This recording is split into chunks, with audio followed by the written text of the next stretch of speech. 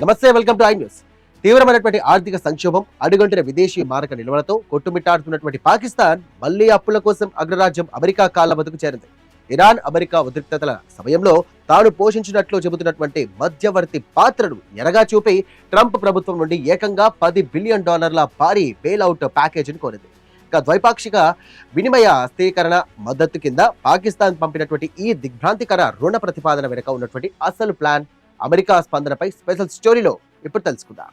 విదేశీ అప్పులు కొండలా పెరిగిన ద్రవ్యోల్బణంతో దివాళా తీసే అంచున నిలిచిన పాకిస్తాన్ తన ఆర్థిక వ్యవస్థను గట్టెక్కించుకునేందుకు అమెరికాకు ఒక విచిత్రమైన, అత్యంత ఆశ్చర్యకరమైన ప్రతిపాదనను పంపింది. తీవ్ర విదేశీ మారక నిల్వల కొరతతో సతమతమవుతున్న తమ దేశాన్ని ఆదుకోవాలని కోరుతూ ట్రంప్ యంత్రాంగం నుంచి ఏకంగా $10 బిలియన్ అంటే సుమారు 83,000 కోట్లకు పైగా అత్యవసర ఆర్థిక సాయాన్ని పాకిస్తాన్ ప్రభుత్వం ఆర్థించింది. ఇటీవలి కాలంలో పశ్చిమాసియాలో ఇరాన్, అమెరికా మధ్య తీవ్రస్థాయి సైనిక ఉద్రిక్తతలు, దాడులు జరిగిన సంగతి తెలిసిందే. ఆ సమయంలో అమెరికాకు, ఇరాన్కు మధ్య తాను ఒక చతురత కలిగిన మధ్యవర్తిగా వ్యవహరించానని పాకిస్తాన్ డబ్బా కొట్టుకుంటుంది. ఈ రకమైన దౌత్య సేవలు అందించినందుకు ప్రతిఫలంగా 5 ఏళ్ల కాలపరిమితితో తమకు $10 బిలియన్ ఆర్థిక సాయం అందించాలంటూ అమెరికా ట్రెజరీ సెక్రటరీ స్కాట్ బెసెంట్కు పాకిస్తాన్ విశ్వసనీయ వర్గాల ద్వారా అధికారికంగా విజ్ఞప్తి పత్రాన్ని సమర్పించింది.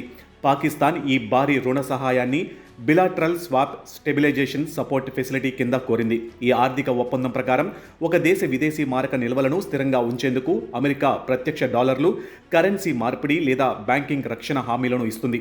ఒకవేళ అమెరికా గ్రీన్ సిగ్నల్ ఇస్తే పాకిస్తానీ రూపాయి విలువ వేగంగా పడిపోకుండా ఆగడంతో పాటు విదేశీ రుణాల తిరుగు చెల్లింపులు, నిత్యావసరాల దిగుమతుల చెల్లింపులు పాక్కు కొంత సులభతరం అవుతాయి. ప్రస్తుతం పాకిస్తాన్ తీవ్ర ఆర్థిక అంధకారంలో కూరుకుపోయింది. అంతర్జాతీయ ద్రవ్యనిధి ఇస్తున్న $7 బిలియన్ బెయిల్అవుట్ ప్యాకేజీ షరతులకు లొంగి పన్నులను విపరీతంగా పెంచడం, సబ్సిడీలను రద్దు చేయడం, నిధుల కోతలు విధిస్తూ ఉండడంతో అక్కడ ప్రజల జీవన వ్యయం చుక్కలనంటింది. ద్రవ్యోల్బణం ఆకాశాన్నంటిన నిరుద్యోగంతో పాకిస్తానీ పౌరులు రోడ్లపైకి వచ్చి ప్రధాని షహబాజ్ షరీఫ్ ప్రభుత్వంపై తీవ్రస్థాయిలో విరుచుకుపడుతున్నారు. అంతేకాకుండా ఒకవేళ అమెరికా కనుక తమకు ఈ $10 బిలియన్ ఆర్థిక మద్దతు ఇస్తే దానిని ఎరగా చూపి ప్రపంచ బ్యాంక్, IMF, ఇతర అంతర్జాతీయ ఆర్థిక సంస్థల నుంచి మరిన్ని అదనపు $1 బిలియన్ రుణాలను సులభంగా దండుకోవచ్చని పాకిస్తాన్ పక్కా ముందస్తు వ్యూహం రచించింది. అమెరికా ఆశీస్సులు ఉంటే మిగిలిన గ్లోబల్ బ్యాంకులు కూడా తమకు అప్పులు ఇవ్వక తప్పదనేదే పాక్ ఆలోచన. అయితే పాకిస్తాన్ చేసిన ఈ ఆశావాద మధ్యవర్తిత్వపు అప్పు అభ్యర్థనపై అగ్రరాజ్యం అమెరికా నుంచి ఇప్పటి వరకు ఎలాంటి అధికారిక ఆమోదం కానీ, కనీస సానుకూల సంకేతం కానీ లభించకపోవడం గమనార్హం. డొనాల్డ్ ట్రంప్ ప్రభుత్వం పాకిస్తాన్ పంపిన ఈ విజ్ఞప్తిని అస్సలు సీరియస్గా పరిశీలిస్తుందా లేదా కొట్టిపారేస్తుందా అనే దానిపై సర్వత్రా తీవ్ర అనుమానాలు వ్యక్తమవుతున్నాయి. భౌగోళిక, రాజకీయ ప్రయోజనాలు లేకుండా ఉచితంగా డబ్బులు ఇచ్చే మూడ్లో వాషింగ్టన్ లేదు.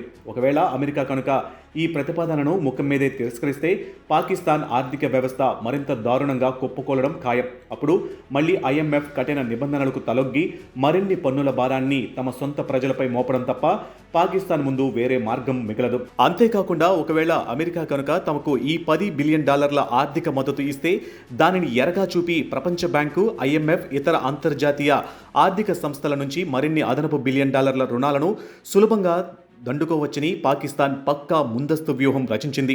అమెరికా ఆశీస్సులు ఉంటే మిగిలిన గ్లోబల్ బ్యాంకులు కూడా తమకు అప్పులు ఇవ్వక తప్పదనేది పాక్ ఆలోచన.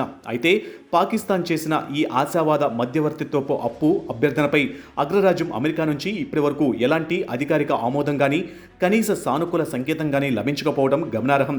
డొనాల్డ్ ట్రంప్ ప్రభుత్వం పాకిస్తాన్ పంపిన ఈ విజ్ఞప్తిని అసలు సీరియస్గా పరిశీలిస్తుందా లేదా కొట్టిపారేస్తుందా అనే దానిపై సర్వత్రా తీవ్ర అనుమానాలు వ్యక్తమవుతున్నాయి. భౌగోళిక, రాజకీయ ప్రయోజనాలు లేకుండా ఉచితంగా డబ్బులిచ్చే మూడ్లో వాషింగ్టన్ లేదు.